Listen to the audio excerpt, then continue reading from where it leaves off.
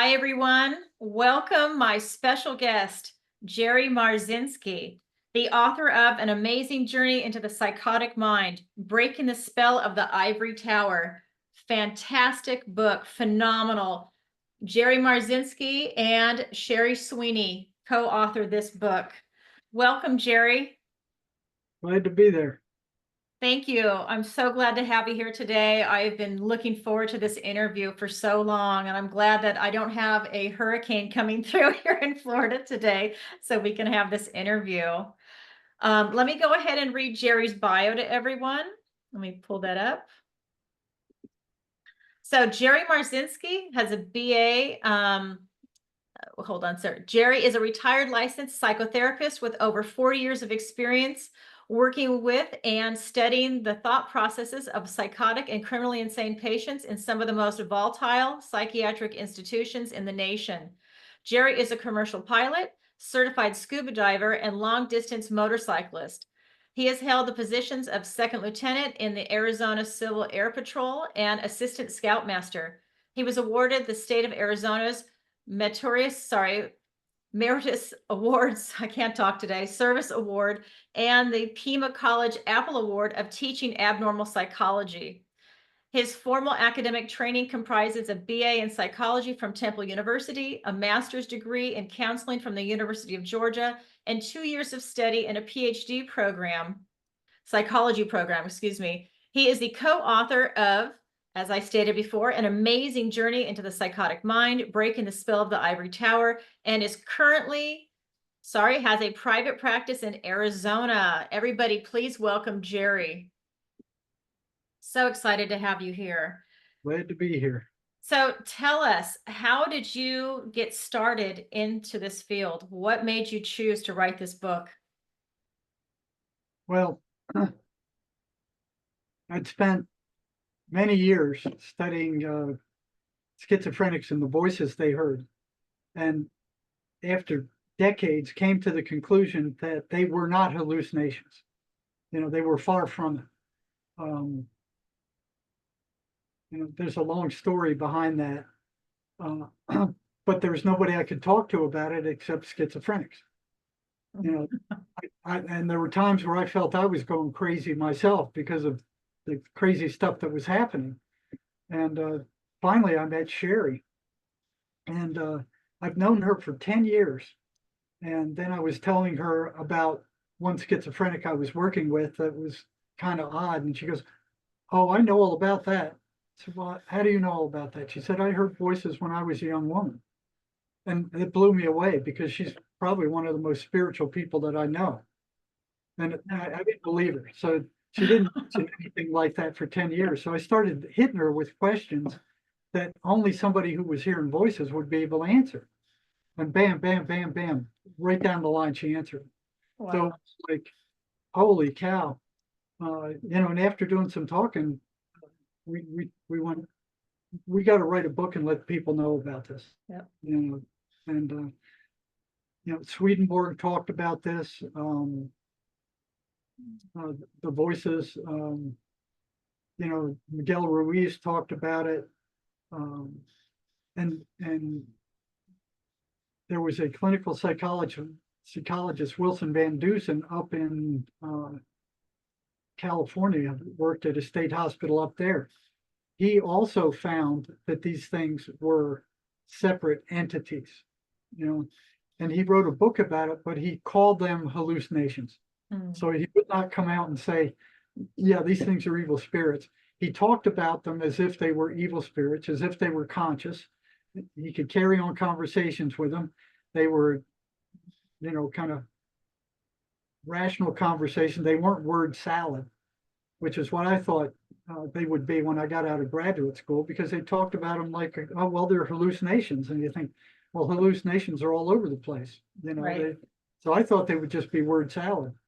But when I got to after graduate school, I took a job at probably one of the biggest psychiatric hospitals on the planet. I think there were about 10,000 patients there when I got there, down from about 30, 20 years before. And that's one of the first things I noticed was I would see them talking and arguing with it looked like it was themselves. But it looked like it was, listening to one side of a telephone conversation. I could hear what they were saying, but I couldn't hear what they were hearing. And it was like, they would wait, there would be a response coming in, and then they would go, no, no, no, no, no, no, and they'd start arguing again. And then, no, that's not it. It was clear they were talking to somebody or something that I couldn't hear. So I found it odd, and they didn't want to talk about the voices, and I can't blame them. There's no positive benefits to them talking about the voices.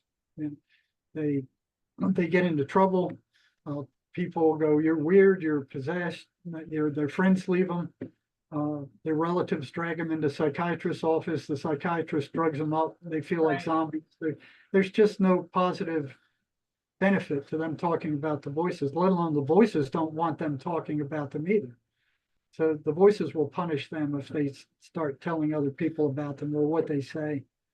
So I didn't know that at the time. But, what I hated about psychology coming up is there was no way I could verify anything they were saying, except in abnormal psychology or in experimental psychology. Okay. So you could go into the rat lab and you could run these session type things and actually see what they predicted to happen was happening. But with the rest of it, like abnormal psychology, they would describe these different mental illnesses, but there was nothing about what to do about them. It was just, they were just, in-depth descriptions of what these things were like. And all the rest. I mean, there was very difficult, if not impossible, to replicate what they were teaching. And what they want is you memorize this stuff and spit it back to us on a test. Right. So, there was some stuff you could replicate, but it would take a lot of time and effort. Later, I found out, this was years later, I found out that 80% of what psychologists publish is rubbish. It's not repeatable. They can't replicate it when they go to run the experiment again. So, I saw in graduate school, it was publish or perish. The professor had to publish. They had a knife to their throat. If you don't publish, you're not going to advance. That happened. I studied literature and philosophy, and it was the same thing, publish or perish. Absolutely. So they would publish junk. And they would want us to publish junk too. It didn't matter as long as it got published. Right. So I didn't know that at the time. But I was real suspicious because I was always suspicious of authority, the way I was raised.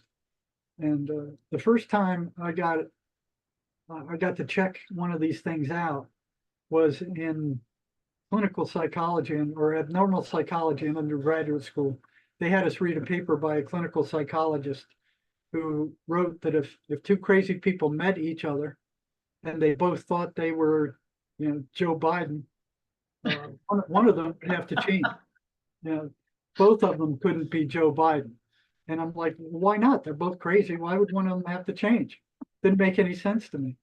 So, I tucked it in the back of my head and I went, well, okay, I'll remember that. And it was like, maybe 8 years later, I got a chance to check that out. I was doing rounds on the second floor of the psychiatric unit, and I saw this guy talking to himself. He was, arguing with something I couldn't hear. So I tried to creep up behind him to see if I could hear what he was saying, and he caught me. So, I introduced myself. I say, I'm Jerry. I'm the psych for this unit. I haven't seen you before. What's your name? And he goes, I'm Jesus Christ. And I thought a second and I went, no, you're not Jesus Christ because I am. And then I was like, okay, what's he going to do? And he cocked his eyes up and he thought about it a second and he looks at me back in the eye and he goes, okay, we can both be Jesus Christ. And he walks off. And I went, okay, so much for that one. So I'm thinking, what other crap did they teach me in there? So it was like I was more on guard now. You Yeah. know.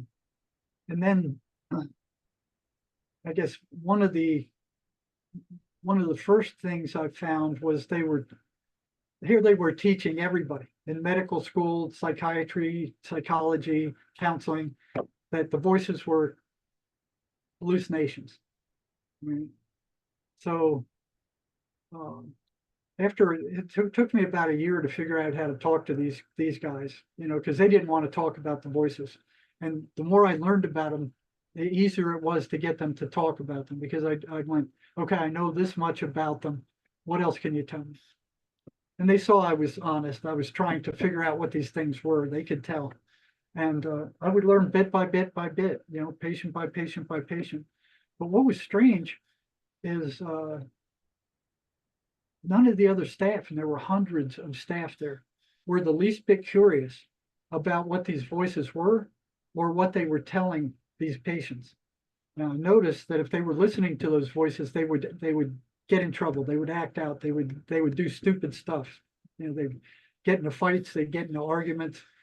So if they were paying attention to the voices, there was a one-to-one correlation between them hearing and listening to the voices and them getting in some kind of trouble. So I was curious, what are these things? What are they hearing?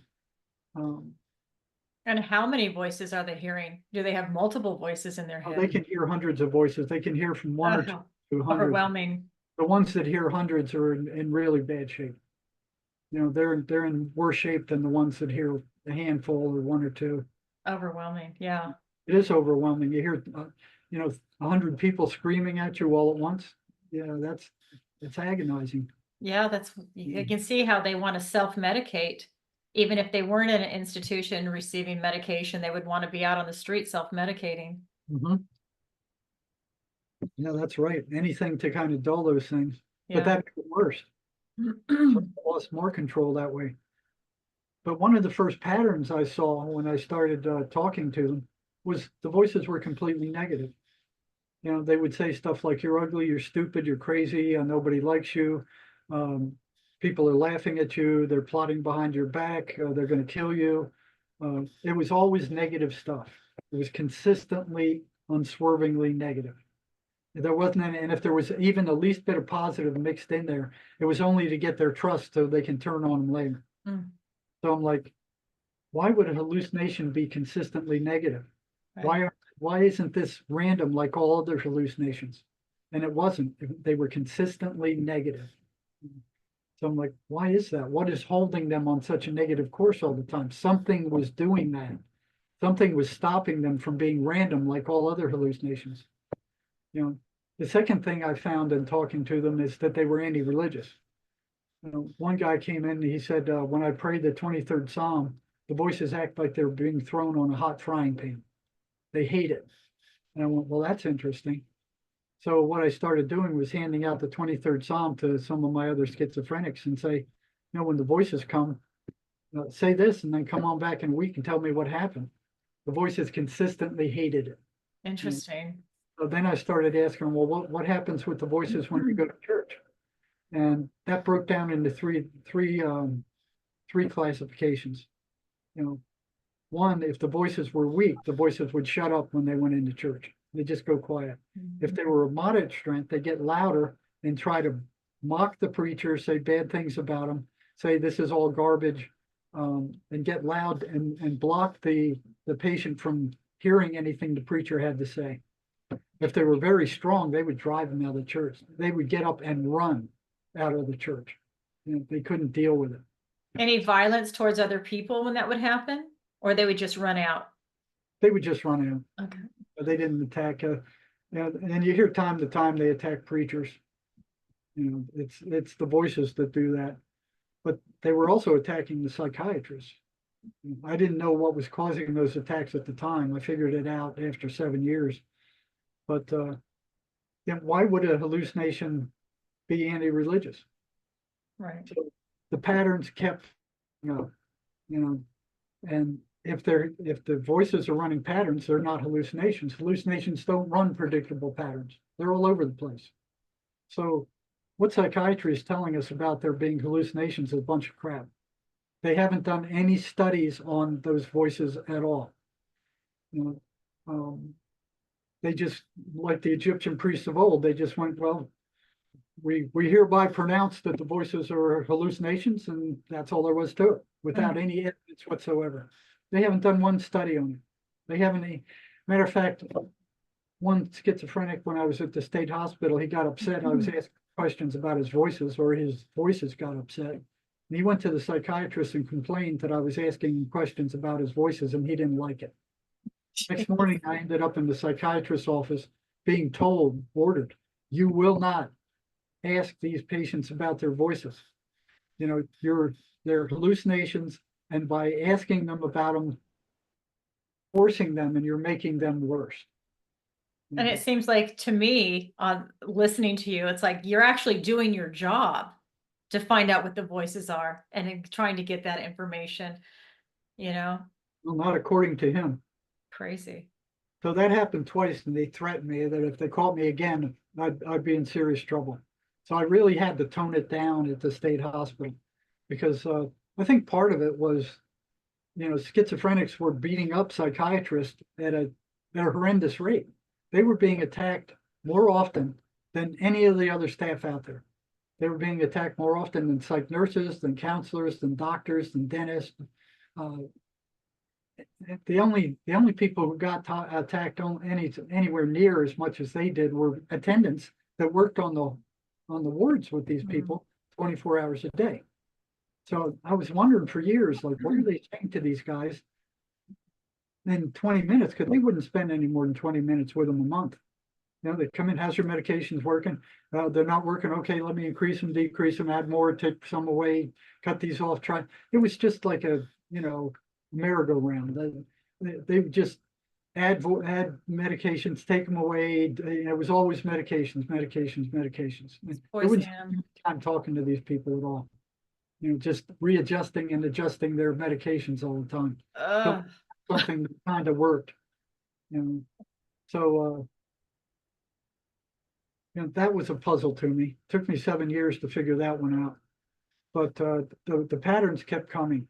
But I had to be very careful not to piss off any of the schizophrenics, so they wouldn't go to the psychiatrist again and say he's asking us questions about the voices. So you know, Excuse me. I was curious because I didn't know what these things were. You know, I didn't think they were hallucinations, but I didn't know what they were. And as the patterns kept increasing. Now, the other thing I saw was that they would consistently go off their medications at some time. You know, and it was like, I remember one time I was on the first floor of the psychiatric unit. There was a two-tiered stepway up to the second floor. So there, you know, and the banister was a hollow pipe going up to the second floor, but the cap at the top of the banister was cut off. So it was just a hollow pipe going down. So yeah, I saw that. I didn't think anything of it. Then one day I was walking down the first floor, and here was one of the maintenance men had a steel cutter with, you know, revolving wheel on it, and he was cutting off the cap on the bottom floor, and there were sparks flying all over the place, and there was smoke, and a bunch of the patients stopped to watch, so I just joined them, and I was right in there with them and watching all the sparks, and it was like the most exciting thing going on right then. So I stopped and I was watching, and then the cap fell off, and what fell out was hundreds and hundreds of pills. There was smoke, there was sparks, and then these pills started pouring out like a waterfall. All these multicolored pills. The patients had been dumping them in that top banister for decades. Oh my God, how funny. And they hit the floor and they just spread all over the place like a bunch of cockroaches. And there were hundreds of them. And I looked at them, and a lot of them were antipsychotic drugs. So I'm like, you know, each one of those pills was a vote to stay crazy. And I'm like, why did they do that? And why were they throwing away their medications, the drugs that kept them sane? Why is this happening? It was wild. So that was another puzzle. So what I noticed is sooner or later, virtually every schizophrenic on my caseload went off their medication, and they went nuts. You know, I'd get called out to the vocational classes and go, you know, Sally's disturbing the class. She's speaking to voices. She's running around. She's threatening people. Or you better get over here and do something with her. I mean, this happened over and over and over again. So I started asking after they got back on their meds again and they were stable. I'd pull them in and I go, "Why'd you go off your meds?" And they went, "Oh, because of the side effects. The side effects are awful." You know? And granted, they were terrible. You know, they were toxic. These meds were toxic, and those were the toxic side effects of them. You know, dry mouth, sexual dysfunction, you're feeling like a zombie, not being able to concentrate. Horrible side effects. I mean, pages of them. And so I started asking them. I pulled them in. "Why'd you go off your meds?" "Well, the side effects. I hate the side effects." "Well, what's worse, the side effects or being crazy?" So I went to the DSM and I copied down all the, you know, characteristics of paranoid schizophrenia. You know, hearing voices, seeing demons, nightmares, paranoia, people laughing at you, you know, feeling like you're going to die, the voices threatening you. I mean, just like a page and a half. And I put them as checks, you know, so check each one. So I'd ask them, I'd give them the sheet of paper. I said, "Write down every side effect that you experienced from your medication," because they weren't all the same. They all didn't have the same side effects. So, you know, they'd write down a handful of side effects. And then I'd give them the 2 sheets, the check sheet. And I said, "Okay, check each one of these symptoms that you experienced when you went nuts." You know, so they check a bunch of them. Then I'd take both of them and I'd give them back to them and I'd say, "Which one is worse?" Every single one of them said going crazy was worse. So I said, "Well, why'd you stop your meds?" Their answer was, "I don't know." For 3 solid years. "I don't know. I don't know. I Like don't they've know." been hijacked. They didn't know. You know, they really didn't know. Yeah. So the last year, there was one gal, she was doing good in cosmetology class, making good grades. Sharp when she was taking her meds. She was, you know, she would have made a good, you know, hair cutter. She would have left the rehabilitation center with a license, a cosmetology license. But because she went off her meds a 3rd time, if they did that, there was a rule we would discharge her, because if they couldn't stay on their meds there when they were being handed to them, they certainly weren't going to stay on them outside when they weren't being handed to them and they had to go get them from someone. So we were about to discharge her and I called her mother and said, "You know, we're sending her out. She went off her meds the 3rd time. We can't trust her to stay on the meds." And the mother begged me. I mean, she said, "Please don't. I can't handle her down here. She gets crazy. I'll come up there and we'll talk to her and we'll find out why she went off her meds." So I said, "Okay, you know, come on up." She came up one Friday afternoon and both of us are sitting there, brought the patient in, closed the door and asked her, "Why did you go off your meds?" And, you know, she said, "You won't believe me." And her mother and I are both, you know, urging her. Her mother's begging her to tell me why she went off her meds. And I'm like, "Tell me." She said, "Well, you won't believe me." You know, I told her, I said, I've heard a lot of weird stuff here since I got here. I don't think you're going to tell me anything that's going to freak me out. You know, and she went on, she goes, "Because the voices were telling me that the psychiatrist was poisoning me, and they were pointing to all the toxic side effects. And they were telling me that look at what you're feeling. You're being poisoned." And in effect, she was. I mean, Right. those were toxic side effects of those medications. You know, they were not good for her. With long-term use, they would kill her neurological system. They'd shrink the brain. They'd destroy the peripheral nervous system. You know, and they were finding that out by doing autopsies on patients who were in the state hospital for years. Their brains were shrunk like walnuts. And when the researchers who were doing the autopsy published that information, the psychiatric mafia and big pharma went nuts. And, "Oh no, it's not our medications, it's the schizophrenia that's doing that," you know. Right. It's a chemical imbalance. I mean, they're going to start saying everything. That was a whole other area there. Right. Chemical imbalance, neurotransmitter malfunction, or whatever they want to use for that.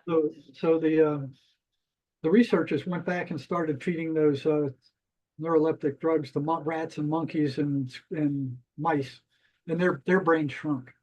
So they went, no, it's not schizophrenia, it's your drugs that are doing this.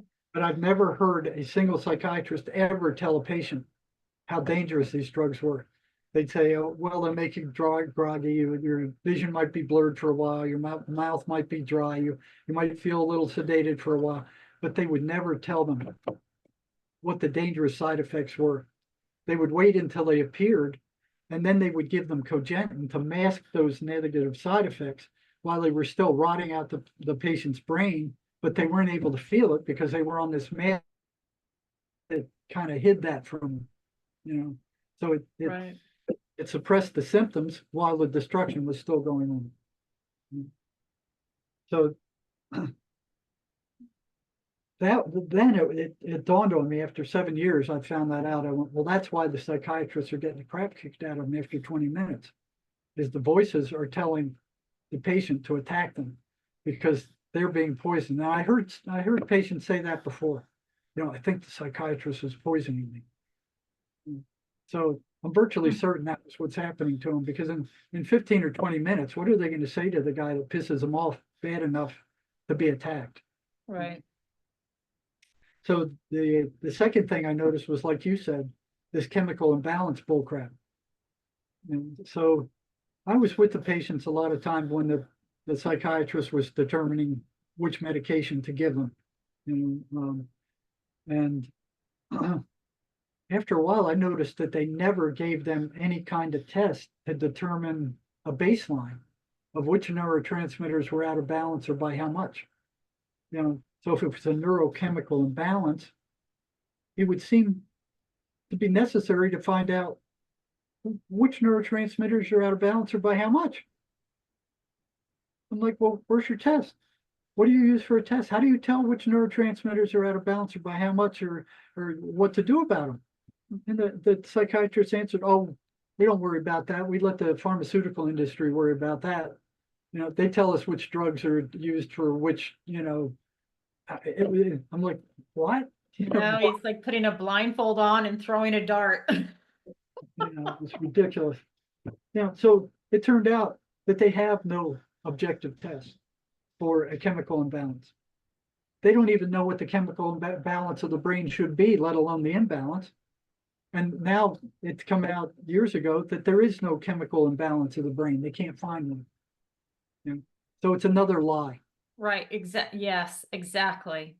So it's lie after lie after lie after lie. And the next one was the DSM. Their the directory of psychiatric illnesses. Right. The diagnostic manual, what is it? Diagnostic Statistical Manual of Mental Disorders. Right. Right. So they got almost 300 of them now. And this is one of the biggest frauds perpetuated upon the public by the psychiatric mafia that there ever was.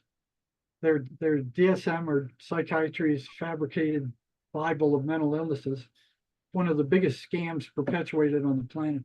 Every single one of those is made up. There is not a objective test for any of the 297, I think they have now, any of those illnesses. There's no objective test. It's all subjective. 2/3 of the psychiatrists who are on the board that make up these mental illnesses are in league with Big Pharma. And the legal system, I have to say, when I was younger, I worked in a law firm. It was family law, and the main attorney there would use, at this time, it was DSM-3, would use that in a court of law. Yeah, they use it for Get that. these psychological evaluations, right? So, I mean, it's in the legal system too. Oh yeah, and it's a bunch of crap. Yeah. Basically every single one of those mental illnesses were fabricated by breaking up segments of human behavior and pathologizing them. Right. There are no blood tests, there are no lab tests, there's no x-rays, EEGs to validate a single one of those diagnoses. There's no objective test whatsoever. They're just classes of behaviors that a group of psychiatrists had voted in to be a mental disorder. That was said by a psychiatrist himself. They have impressive looking labels. They look like they're scientific. Right. And one fellow who attended one of those meetings said that it seemed like a tobacco barn auction. You know, they come, hey, I got a new mental illness. These are the symptoms, you know, and then these 2/3, I guess, would sit back and go, oh, can we make a drug to treat that? You know, they voted in or they voted out, you know. So, you know, it's a bunch of garbage.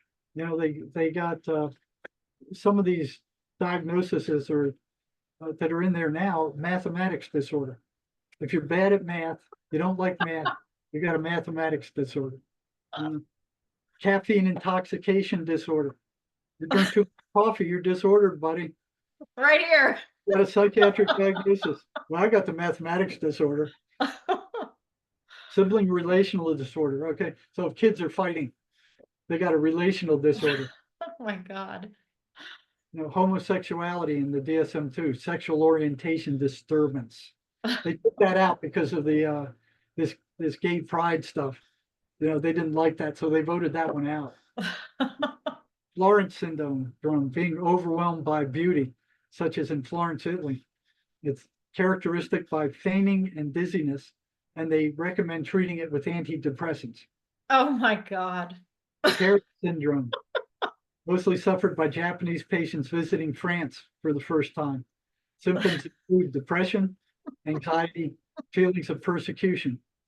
You know, in my day, they would have called it culture shock. Oh, that's hilarious.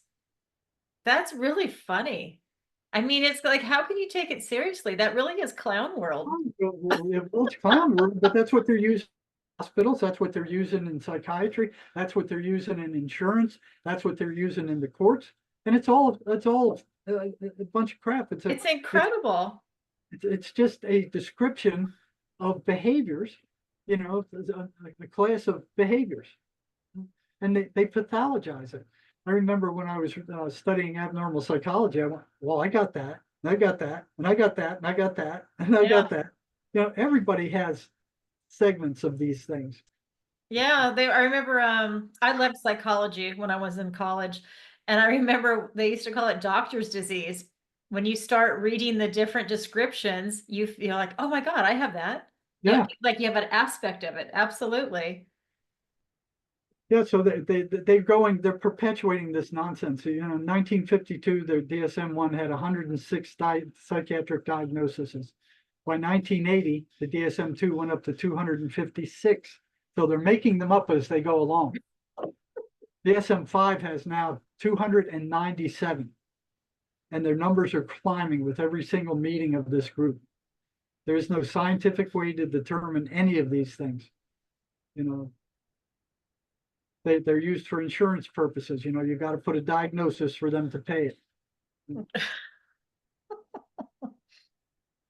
Another scam. They perpetuated that scam on the entire Western world. Yeah, I was just going to say it's such a farce what they've done, you know, and they're traumatizing people, especially, you know, young kids. They just want to go out and be hyper and have a really good time. And they get stigmatized with these, what is it? What is that hyper? Was it HD? HDHD. HDHD. Yeah, they get stigmatized with that just for being a kid. These and medicated. These are statistics from 2017 on kids. These are old statistics. They're much higher than this now. Back in 2017, there were more than 7.2 million kids on psychiatric drugs. You know, over 622,000 of these kids were under the age of 5. Over 80,000 of them were on ADHD drugs. These are amphetamines. I can't even imagine that. Over 38,000 are on antidepressants. Over 85,000 are on antipsychotics. These are the antipsychotic drugs that shrink your brain. They cause neurological damage. Over 389,000 were on anti-anxiety drugs. So they don't care. Yeah, they don't care. They're making what is it? Which they make on these things. Here it is here. Antidepressant drugs. They're expected to reach $15.98 billion in sales by 2023. We're billion. We're not talking million. We're talking almost $16 billion And I'm selling sure, I'm in the sorry, US alone.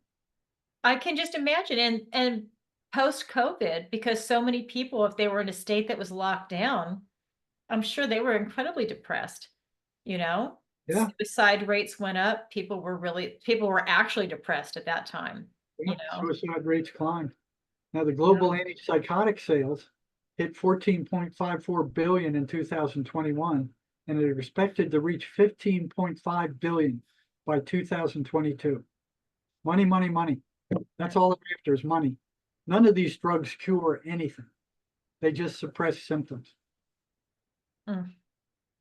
So, you know, Ridiculous. it's lie after lie after lie, deception after deception after deception. So, you know, this they started off with blaming women for psychosis. You know, the kids getting schizophrenia. Well, the mothers did something. Right. You know, the mothers did this or the mothers did that, or you know, and the mothers went, well, what we do? You know, we didn't do anything. You know, what we do? You know, that was observable. You know, so they dropped that, and what they did is they bumped it upstairs to genetics. This is where people couldn't see for themselves what was going on. You'd have to be a geneticist. So they're going, oh well, it's a genetic disorder because there seems to be a correlation between maybe the parents being psychotic and the parents and some of the kids being psychotic. So correlation doesn't mean causation. You know, you could say all schizophrenics drink milk, so milk causes schizophrenia. That's basically what they were doing. Yeah. Saying, blaming the mothers. Well, there must be a correlation here. It doesn't mean causation. So what they did is they kicked it upstairs to genetics. So now you couldn't see anything. You can't see genes. The average person can't see what's going on. You know, only the geneticists could. And a lot of them weren't interested in studying schizophrenia. So they got away with that for who knows, decades or more. And, you know, teaching, well, it's a genetic disorder and da da da da da. And then the geneticists finally got around to taking a look at it and they go, hey, we don't see any genetic marker for schizophrenia. You know, what are you talking about? Interesting. It's not there. Until they come back and they go, well, it's not just one gene. It's 100 genes all interacting in there, and then we know it's the genes, and we'll eventually figure it out. Just trust us, you know. So, more bullshit. Yeah. Trust me, I'm in a white coat. So yeah, you know, the one that was Yeah. like the geneticists are saying we don't see it. You know, we don't see it. So now they had to find something else because they didn't have an explanation. They didn't have a cause. They didn't know what it was. The honest psychiatrist would, when you ask them, well, what causes schizophrenia, they'd say, we don't know. And there were a handful of honest psychiatrists out there.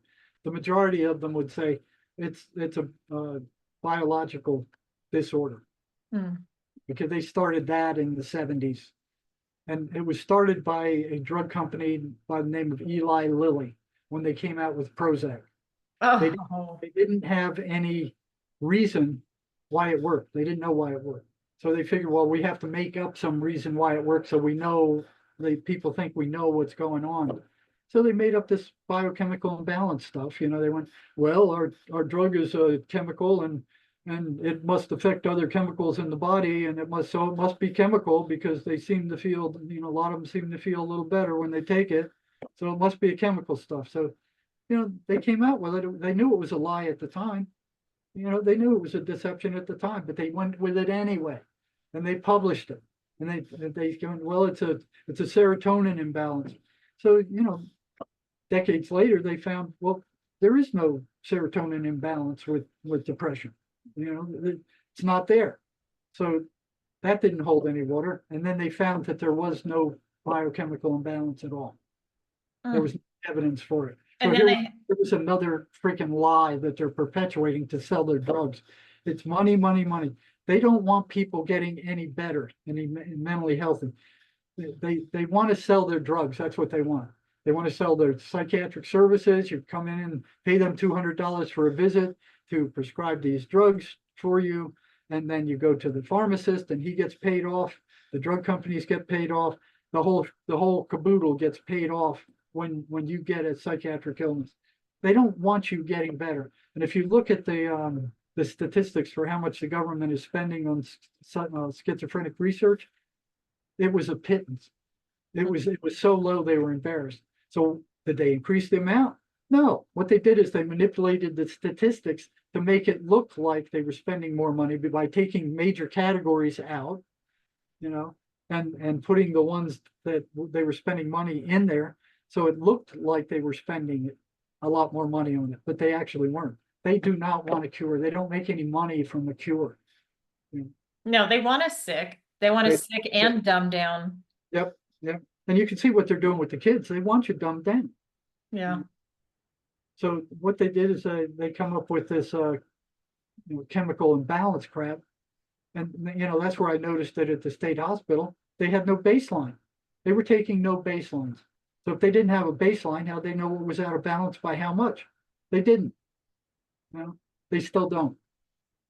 They don't even know what the chemical balance of the brain should be. I mean, it was ridiculous. And this comes into where they say practicing medicine, they're just practicing, they're experimenting on a captive audience. If someone's in an institution, and they're there to get help, they're being victimized. Not only do they have this parasitic entity, but now they've got this drug, big pharma coming after them, just to experiment, make money off of them. And you look at our television, you turn on the television, every other commercial is a drug commercial. They don't allow that in Europe. It's against law. So the pharmaceutical industry has bought off Congress. They bought off the politicians. The Jewish lobby has bought them off also. Yeah. They're not working for us. So here they are graduating thousands of psychiatrists every year with this falsity that this is a biochemical imbalance. And then you look at the suicide rate in the US, 50,000 people, close to 50,000 people kill themselves every year. And a large portion of them are on antipsychotic and antidepressant drugs.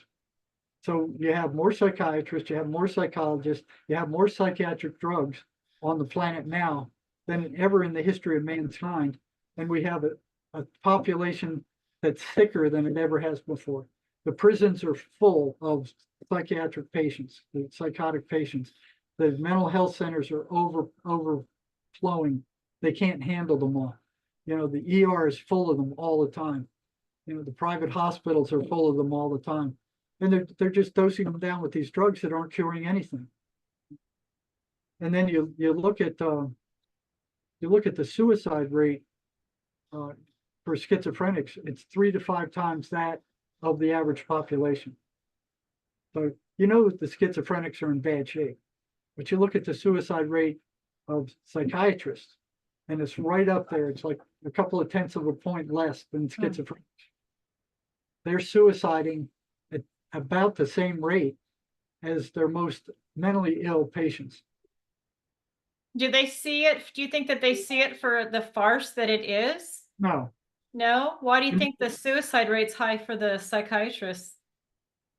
Well, I think it's a combination of things. I think one, it's the realization that they're really not helping anybody. These people, nobody's being cured. They're coming back in. They're saying these medications don't work. I'm feeling worse than I did before. Well, try this one. And then they come back in. It's really not helping. Well, try this one, and that one isn't helping. You got that going on. And, plus I think they're being attacked by the negative entities that are possessing the schizophrenics. Okay. They're being attacked and murdered at a rate much higher than in virtually any other doctor, I think, except dentists who suicide at a pretty high rate. Interesting.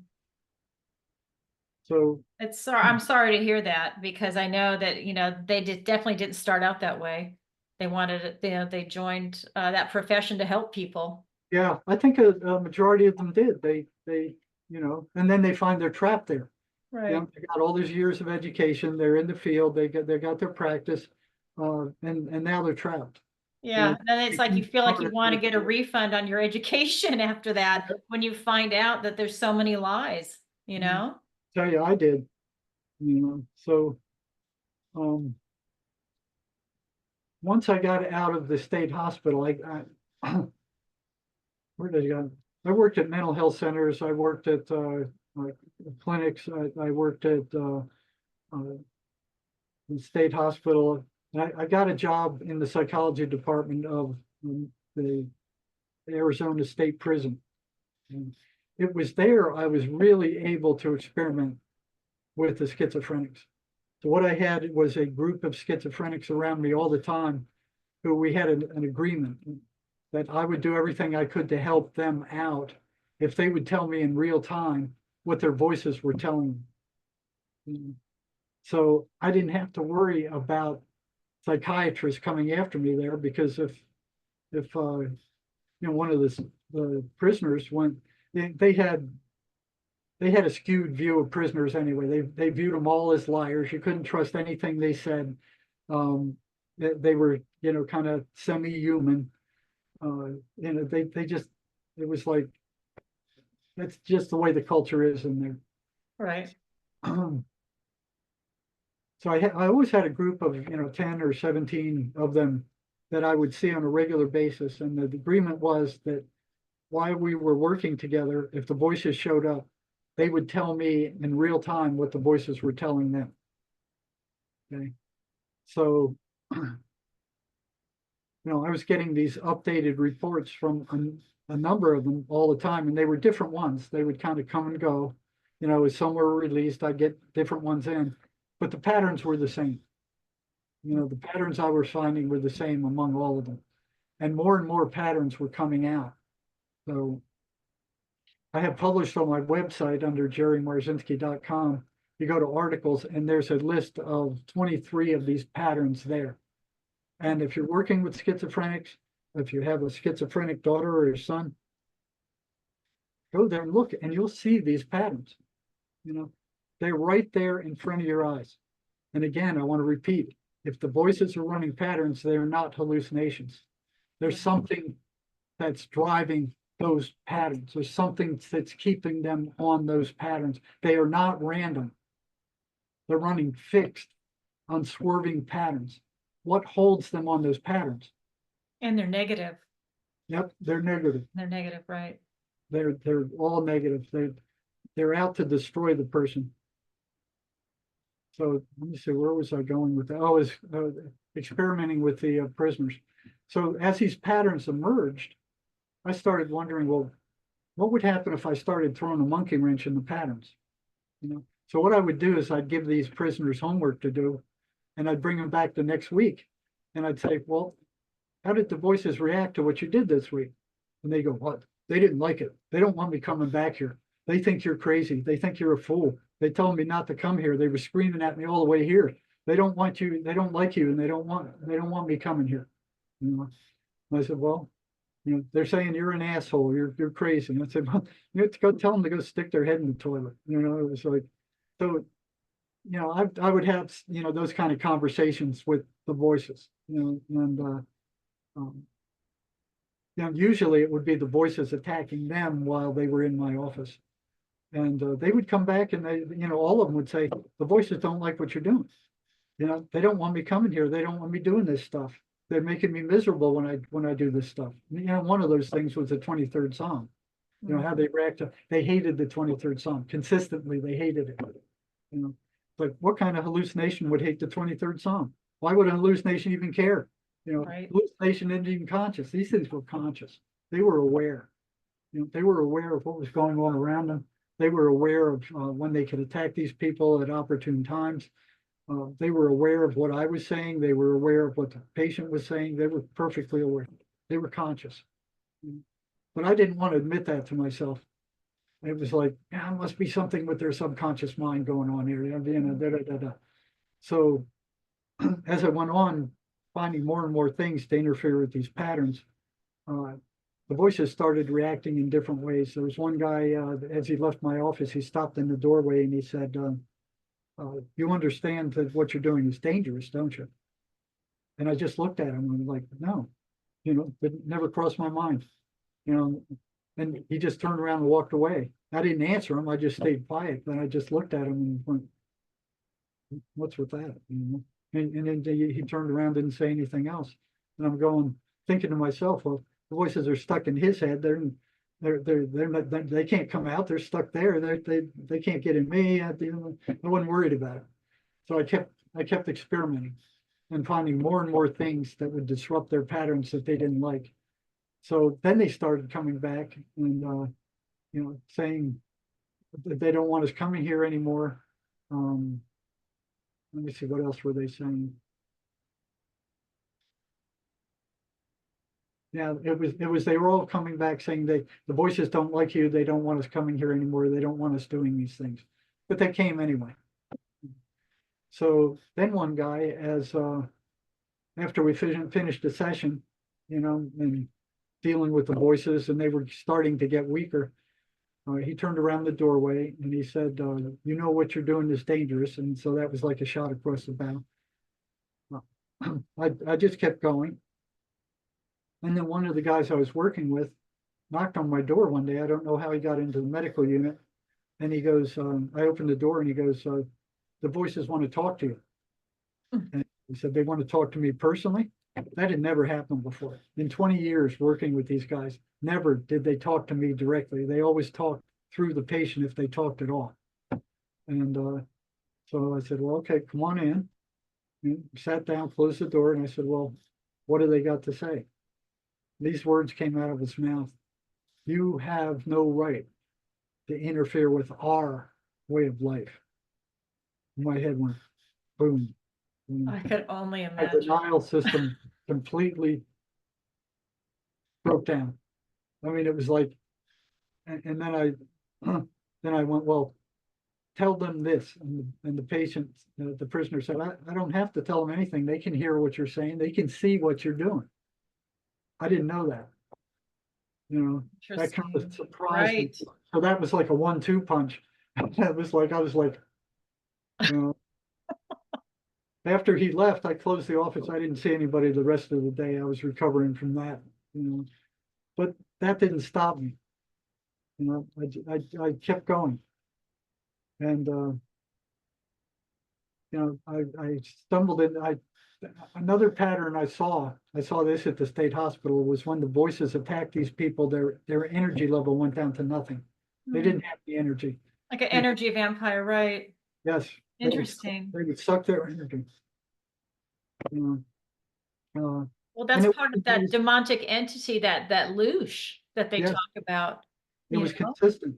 It was consistent. Every time the voices would attack them, their energy would drop down to nothing. One guy told me it felt like he was digging in a hot ditch in the hot sun all day. That's what he felt like when he got up in the morning. But what he was doing was just tossing and turning all night. And he wasn't using much physical energy. But all of them would say that. There was a 1-to-1 correlation between the voices attacking and their energy level being depleted. It must be exhausting to fight against that if you have that internal struggle going on. Well, like if they're fighting against the voice inside their head, that intrusive voice, that must take a lot of energy to try and fight back. Well, some of them didn't realize that the voices were something separate from them. They thought it was themselves. So you can't fight back against themselves. And That's they were true. drained. So whether they realized it or not, they were being drained. And it was consistent. So I started looking into that, and so they in order for them to recover, they have to realize that the voices aren't who they are. They're something separate. So they have to have something to fight against or to resist. The second thing is they need to know these things are parasites. Those were the two things that I put across to all the ones I was working with. And, I did a study on it, 1 to 10. I actually asked them, how much energy do you have on a scale of 1 to 10, before the voices attacked, and how much did you have on a scale of 1 to 10 after they attacked. And after I had about 30 of those, we ran an analysis of variance on it, and it was statistically significant. There was a phenomena there. So a lot of them didn't seem to realize it. So I'd ask them, how did you feel after the voices attacked? How was your energy level? Well, I was in the dumps. Well, how'd you feel before? Well, I felt better before. I'm like, well, where do you think your energy went? They would go, well, I don't know. I'd say, well, if you stuck your hand in a fire 100 times and each time you got burnt, what was burning you? They didn't have any trouble saying the fire. But I said, well, the voices, you've heard these voices for years. You've heard them for decades. Every time they came, you were drained of energy, right? Well, yeah, I guess so. Looking back on it. Well, then what was draining your energy? Well, I don't know. They were being blocked from seeing. Every once in a while, one would say, the voices, like they just caught on. Yeah. But the voices went nuts when I would tell them that. They did not want the patient knowing that they were vampires, energy vampires. That is wild. That is wild. I mean, and think of how many people are in these institutions and just out on the street. Yeah. It can happen to anybody at any time. Yep. And a lot of them are on the streets because they can't take care of themselves. They can't work. So they shut down all the state hospitals. So it's cheaper to treat them in the state hospital than it is in the state prison because you're paying for all that security, all that security equipment, Right. the barber, it's much more expensive to keep them in state prison. But how are they going to live? They can't work. They're hearing voices. They can't concentrate. They can't get anything done. So they start selling drugs or they start stealing stuff. And then they end up in state prisons instead of going to a state hospital. So they spend, 10, 20 years in the state prison. They come out ice cold, no feelings, just hardened. And graduate criminals, it's like a graduate school for criminals. Right. The recidivism rate is between 50 and 75%. They're not doing anything to help these people. Did you ever discover how these entities first enter these people? Like where it began in their personal history? Because I'm sure everyone's different, but how did you ever? We're usually begins with some kind of very nasty trauma. Either severe sexual, physical, or emotional abuse. Okay, is the biggest one. It's like that abuse just cracks open the psychic field and they just get in there. Mhm. The other one, the other big one is amphetamine. The same shit they're feeding the kids. Oh my God. Amphetamine just opens people up like, nothing. I mean, I've seen more prisoners go psychotic on amphetamines than any other drug ever. Amazing. It starts like they start using it and they're feeling great. They're feeling like Superman. They stayed up for 3 nights and they're still feeling like Superman. And then they start hearing voices. And they go, oh, well, that's just a hallucination.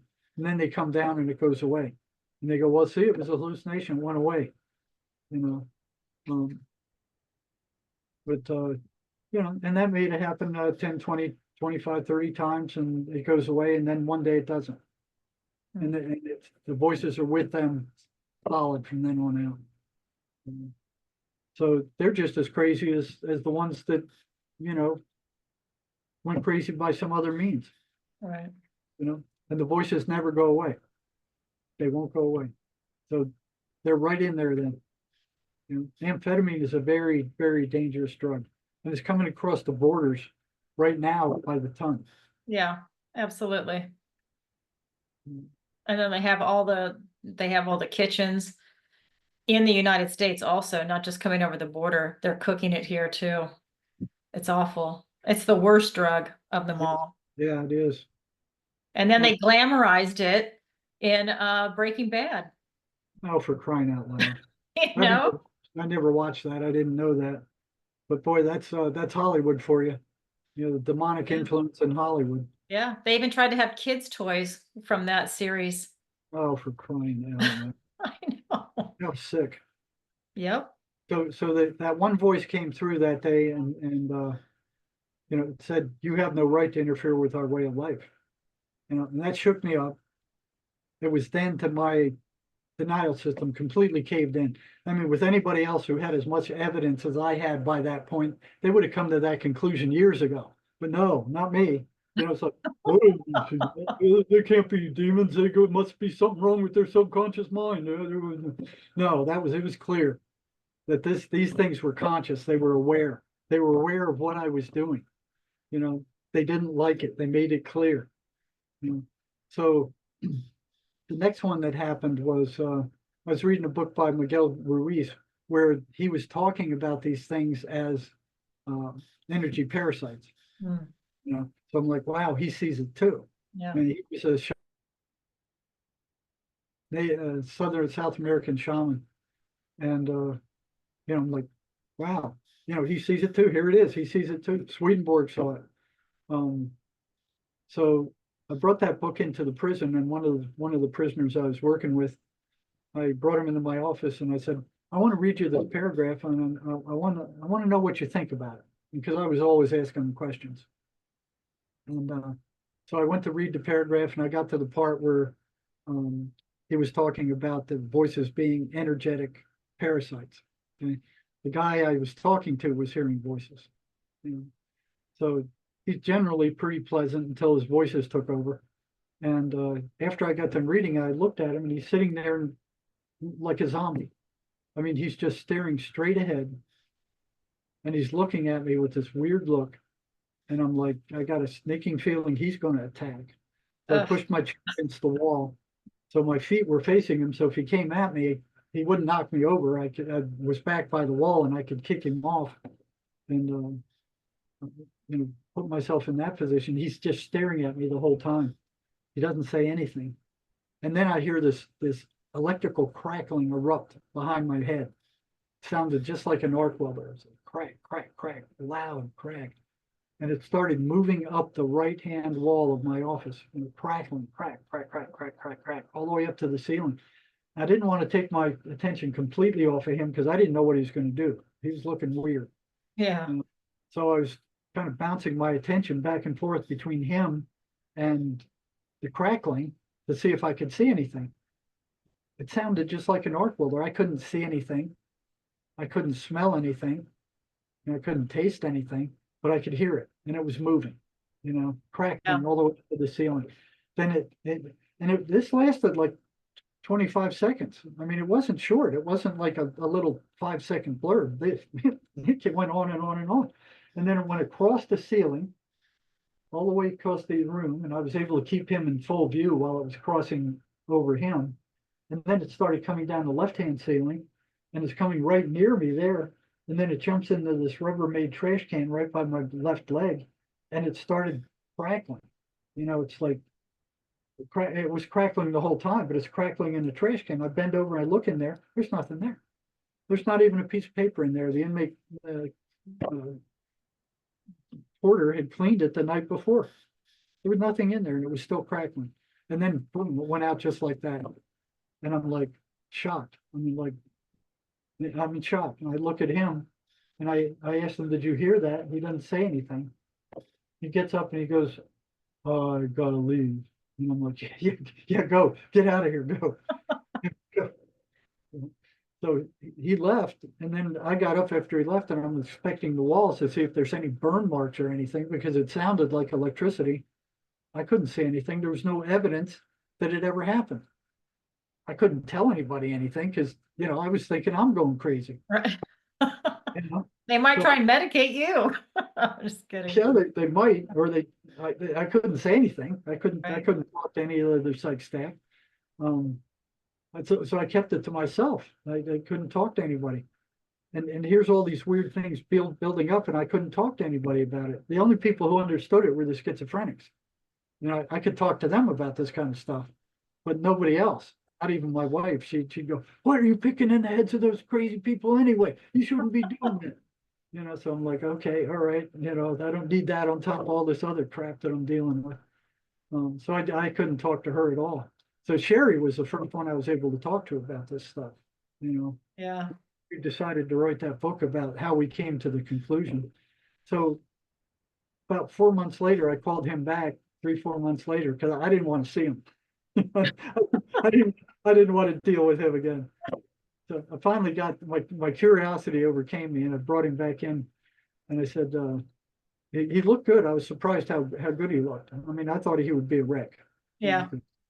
If they were that strong, I thought they would just be eating him up. And I told him that. I said, "You look good. I'm surprised." And he goes, "Well, I'm doing what you told me. They're not gaining any ground, but I haven't got rid of them either." So it was like a Mexican standoff he had with the voices. They were still there, but he was keeping them somewhat under control. And I asked him, I said, "Last time you were here, did you hear that crackling?" He goes, "Yeah, I heard it, but I'm surprised you did." Meaning me. And I said, "Yeah, I heard it. It lasted quite a while too." I said, "What was that?" He goes, that was them." I said, "Them who? The voices?" He goes, "Yeah, they were the voices." And I said, "What in the blazes were they doing?" He said, "They were trying to scare you off." And I said, "Well, they did a damn good job of it." And then I asked him, I said, you looked weird when you walked out of here. You looked like a zombie." I said, "What were the voices telling you as you left my office?" He said, "They were telling me to go get a shank and stick it in your gut." Hmm. And I went, "Well, he wouldn't do that. I've worked with him for 6 months. I know him pretty well. He wouldn't do that." And then I asked him, "Well, why didn't you do it?" And he said, "Well, I couldn't find one and nobody would give me one." And I'm like, ooh. So that frightened me because it was the first time that I saw, experienced personally, that they could affect physical reality. Yeah. So Yeah. from that on, it was like, if they can do that, what else can they do? Right. I bet all the hair stood up on the back of your neck when that was going on. I mean, Yeah, it scared me half to death. And then it was like, what else can they do? It's clear that they're pissed at me. They don't like what I'm doing. yeah. Firing all these shots across my bow.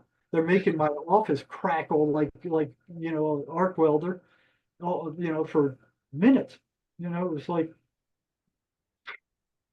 there was no denying it happened. So it's like I opened the door and it's like, okay, do I want to go in there? Right. I didn't know the rules. I had no idea. There was no cognitive map whatsoever. It's fascinating. Well, I was fascinated, but It's I was absolutely fascinating. also scared. Yep. If I Yeah, because wasn't, you don't want to be energetically attacked. no, You don't need no, a voice inside your head no. like And they I have was brains. wondering, is that what's going to happen to me? Yeah. All this weird stuff happen. Am I losing my mind? Am I going crazy? Because who was it? R.D. Lang or somebody who was experimenting with schizophrenic started acting pretty flaky as he started approaching these areas. You know. Hmm. So there was no cognitive map. There was no map. I think the only thing that kept me going was that I'm an adrenaline junkie. Had I not been an adrenaline junkie, I don't think I could have done this. Yeah. I really don't think that would have probably been the end of it. It was like, no, I don't want to go any further. But I kept pushing it, and that's what they are. They're demonic entities. They want that loose. Yeah. They attack everybody, not just the schizophrenics, everybody. And they attack by putting um, intrusive thoughts in your mind. So they're energetic. They're not physical. They're energetic. Your thoughts are energetic. Your uh, hearing is energetic. Your spirit's energetic. Your memory's energetic. You're an energetic being. If that energy leaves, you're dead. You're gone. Right. So these things can go into your mind. They can pull out every rotten thing you ever did, and they can start hammering at it, bring it into your consciousness if you don't realize what they're doing. They can cause you to misinterpret what people say. When something bad happens, they can jump on there and pour gasoline on the fire and make it worse. Yeah. But they're hitting us all. Every time you get a negative intrusive thought, that's them. And they're much more evident in schizophrenics than they are in normal people. But the 50,000 people that kill themselves a year in the United States, they're not doing that without thinking about it. It's not like one day they wake up and just suddenly kill themselves. Right. They think about it, Right. they plan it, they contemplate it. It's really energetically draining. It's hard to kill yourself. And they're probably tortured, mentally tortured before they make that final decision to do that. Like a lot of the military vets, Yeah. the suicide rate's really high, Yes. So, what psychiatry is doing is like, you get a strong magnet, you got the magnetic field on there, and you can't see it, you can't feel it, you can't taste it, touch it, as far as we're concerned, it doesn't exist. But you get some iron filings in a bottle and you put it on there. Now you can see the magnetic field there. It's not the magnetic field, but it's the outline of it. So you can actually see a representation of it. That's what these patterns are on my website under articles. Those 23 patterns are the magnetic, effect on those iron filings. They are the iron filings. They are the operational definition of what these entities are and how they behave and what they do. You can go there and you can look at it. Anybody who has a schizophrenic family member, you can go there and you can see these patterns and you'll see them for yourself. They're not buried in a biological disorder or genetics. They're right there. Right. And psychiatry, psychology has not done any experiments, any research on the voices at all. They dismiss them as hallucinations, and that's all there is to it. They don't want to access the spiritual world, do they? Sorry, I didn't mean to cut you off. They want nothing to do with it because there's no way they can manipulate it. They can't. They can't medicate it. Well, they medicate the brain, but it doesn't get rid of the voices. It just weakens them. It numbs the brain, and it slows it down. And the voices don't like the medications because they want the person as upset as they can get them. And the medications calm them down. So they weaken the voices because the voices can't feed on them as much. Right. So they do kind of ameliorate the symptoms, but they don't cure anything. And they're very destructive drugs. So when a psychiatrist says, well, it's a life sentence, and I've heard him say this to people, it's a life sentence. The only thing you can do, there's no cure for it, is just take our psychiatric drugs. That's all you can do. But that's far from the truth. There's a lot of people who've recovered from it. They need to know what it is. Right. Especially with Sherry. I mean, you guys put that in the book. Yeah. That's wonderful for everybody to be able to read and access. And I'm sure it's continuing ongoing information that's coming in too, because you have such a strong history in it. I mean, this Mace energy method too, that you're using. The whole 40 some years that I've been on the front lines of mental health and psychology, nothing they taught us in graduate school, maybe except the experimental with the behavior modification. That worked. Yeah. But it's kind of rudimentary stuff. But when it comes to the mind and what's going on in the mind, nothing was there. There was nothing in graduate school, in the 6 years I spent in graduate school, that helped at all when I got onto the front lines. It was worthless. All these counseling theories didn't work. Nothing seemed to work with schizophrenics. Nothing seemed to work with any of them. You could talk to them until you're blue in the face. They might feel better for color after you talk to them, and then they go right back to feeling bad again. And so when I ran into Mace, it was like, wow, look at this stuff. Can you describe that for the viewers, the people that aren't familiar with the Mace? Yeah, Mace was developed by not a psychiatrist, not a psychologist, nobody in the field at all. It was developed by a ship captain, a master mariner named John Mace. And he eventually got his master's degree in counseling later on, but he was searching for a cure. What is it? What is the mind? And what is going wrong with people? The same questions I had, but he had a different approach. But so as a ship captain, as a master mariner driving these big freighters back and forth across the ocean, he had to know about electricity, had to know about magnetism. He had to know about magnetic fields. He had to know all this kind of scientific stuff, how electricity flowed. He saw that electricity flowed from the negative to the positive. And he's looking at the individual's energetic field. And he saw that people were energy units also, that there was positive and negative energy in people, that the spirit was the main positive energy coming into people, that these negative thoughts, he called them negative identities, were negative energy.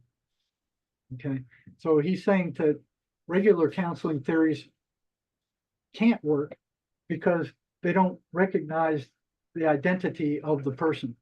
But he says there's two kinds of identities that everybody has. They have a positive identity and a negative identity. The positive identity is, you may have a positive identity as a car driver. You don't have to think when you get in that car. It's not like when you were a brand new driver where you had to concentrate on every single thing you were doing. You get in the car and that positive identity drives that car while you're thinking about something else. It's virtually driving itself. You're on autopilot until something happens and then you come back and you take over. Yeah. That's a positive identity. It helps you with your survival. You have a positive identity in whatever job you do. You may have a positive identity as a mother or a housewife or whatever you do for work. And those are all positive identities that help you survive on this planet. Negative identities were intended to help you survive during a crisis, but you make a decision during those crises, and they're not good decisions. You don't make good decisions during a crisis. So what happens during a crisis or a trauma is there's an awful feeling that comes about and it overwhelms you. It's just, and it doesn't go away. It stays there forever. So based on that awful incident with the trauma, you make a decision about yourself in relation to that trauma. So if your dad did something really, really bad to you, you might decide and this is common, I'm worthless, I'm stupid. And that sticks with you. It's buried in your subconscious mind because it's so painful, you don't want to deal with it all the time. The ego shows up and goes, hey, I'll handle this for you. Buries into the subconscious mind and locks it down. So it's buried alive. It's still there. It's not gone. And the way that affects you is when somebody shows up like your dad who abused you, who reminds you of your dad, that thing goes off. And it's telling you, get rid of that guy, attack him. He's making you feel bad, and there's no really conscious thing between him and your dad. It's just, it recognizes that guy out there is like this in here, and we don't want you seeing or dealing with this in here. So get rid of that guy out there and this will go away. But the universe keeps sending you people like the person you hate. He keeps showing up no matter where you go. There they are. You could go from here to China and that kind of person shows up and you go, oh God, there's another one, And then they start dating them. No. Yeah, that happens too. Alcoholics that marry another alcoholic, Right. So that stays there. And the reaction is a fight or flight. You either fight that person or you run from them or you avoid them. In any case, every time they show up, there's an upset, there's a disturbance. And it can get quite violent at times. So the other way it shows up is like you get into a situation that's bad and you go, I'm never going to get into this situation again. Or I'll never marry another alcoholic. 6 months later, you're marrying another alcoholic. You don't even know it. Oh, he doesn't drink when I met him. He didn't drink for 6 months. Then the next thing you know, he's piling them down, It's like, it recognizes, it's like, so what the Mace energy system does is it goes after that buried trauma and it uses the spirit to find it. So at the end of the time where Mace already recognized that positive and negative identities were controlling our lives. Okay. Yeah. Wasn't worried about the positive identities. They were okay. You know, they were doing what they're supposed to do, but the negative identities were buried. Where were they buried? Where did the ego bury them in the subconscious mind? How are you going to find that? So he used the spirit to find that. You know, it'd be like, okay, he would outline the characteristics of the negative identity. What is it composed of? You know, bang, bang, bang. It's all these different traits it's composed of. And then he'd say, okay, that's the negative identity. That's the body of negative energy jammed in there. That's its characteristics. He goes, now what does it look like? You know, we found that the mind isn't what we think is the mind. You know, he said the mind only takes pictures of where your attention is. You know, it doesn't think, it doesn't feel, it doesn't analyze, it doesn't do any of the things we attribute to the mind. It just takes pictures of where you put your attention. You know, you put your attention on whatever is around you, and it takes pictures of it, and you're seeing that, and then you move your attention somewhere and taking pictures of that. You know? So what he found was, if you can turn those characteristics into a picture, okay, now that picture encompasses that negative identity. It's a representation. It's a psychological representation of that negative identity. That's negative energy. If you can connect up that negative energy with the positive energy, then that positive energy will drain it. Just like you drain a car battery. If you drain a car battery until it's completely dead, you can't ever, even a new car battery, you drain it till it's completely dead, you can't charge it up again. So what Mace does is it makes the connection between the negative and the positive energy. You have to use your concentration to hold it there. You know, so if the person can't concentrate, it isn't going to work. If the person can't make an image, it's not going to work. But otherwise, the positive and the negative will move into the positive, and the positive will transform it to positive. And then that negative energy will be transformed to positive energy back where it belongs. This will be gone. You will no longer react to those kind of people when they show up in your psychic's face. That negative identity will vanish. It's gone. So it will happen in as quick as an hour. So, you know, what's so pathetic is I work with these people that are 60, 70 years old. You know, at 70 years old, their mom told them, you're worthless, you're stupid, you're never going to amount to anything. And they incorporated that. You know, it became a negative identity. right. Carried that their entire lives. And here it is 70 years later, still there, still operational. They still feel that way. In an hour, it's gone. They can feel it gone.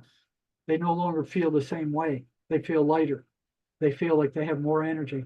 And that thing is gone. So Mace gets rid of psychological problems. It goes to the cause. That's why they named the whole system causism.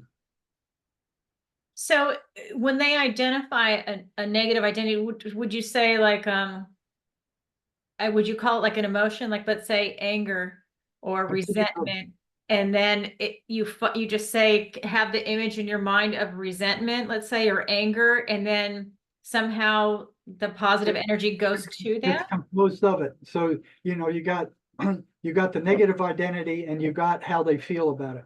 Okay. So the negative identity, and then what feeling did you have during that trauma? What was the most prevalent feeling you had during that trauma? That's what we're after. That's what we want to get rid of. Okay. So they go, well, you know, I felt, I was very sad. I was very, you know, depressed. You know, those were the salient feelings. Okay?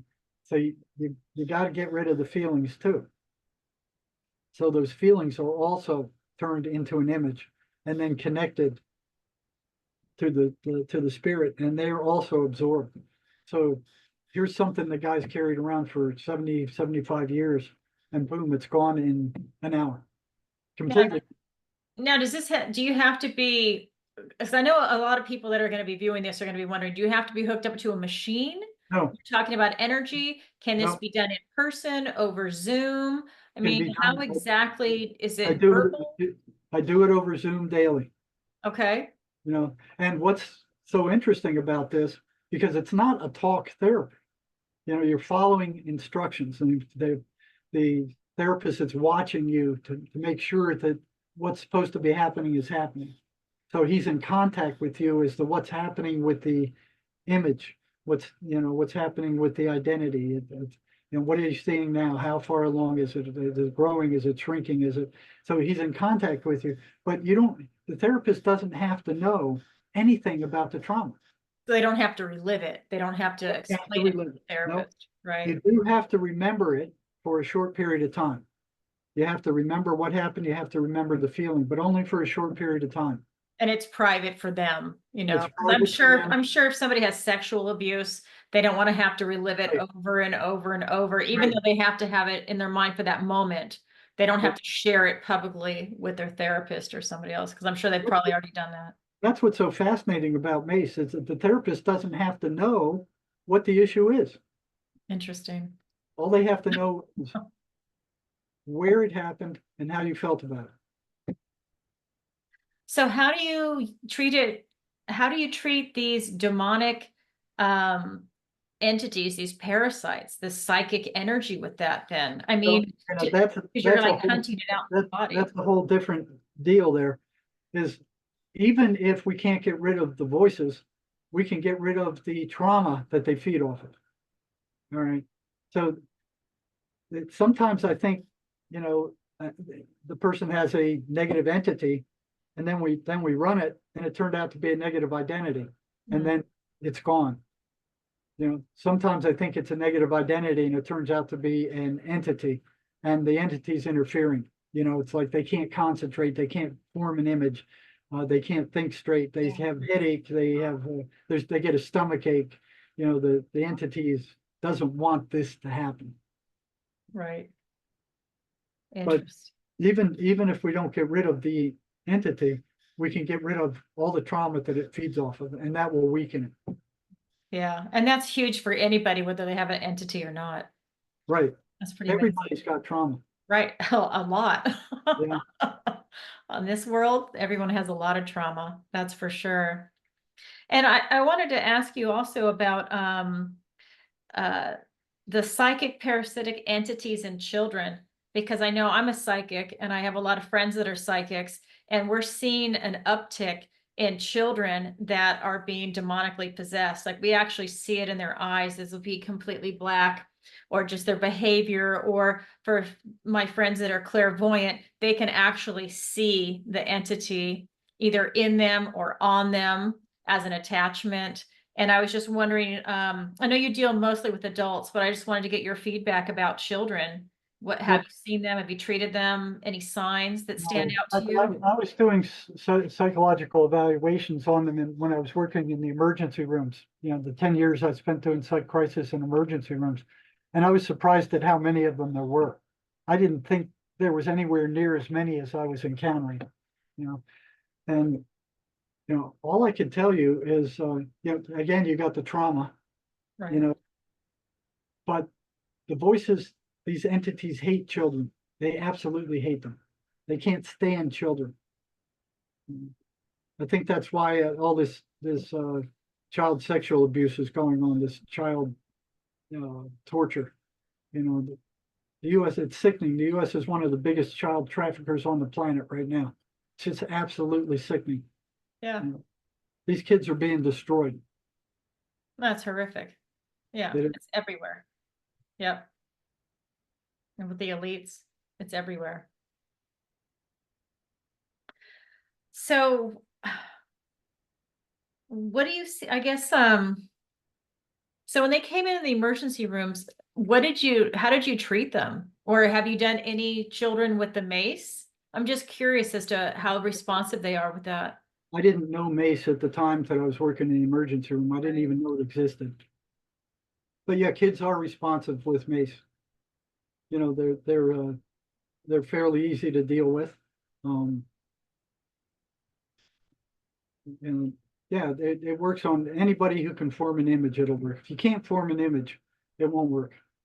But that's a minority of people. I've only run into 1 or 2 in 3 years that couldn't form an image.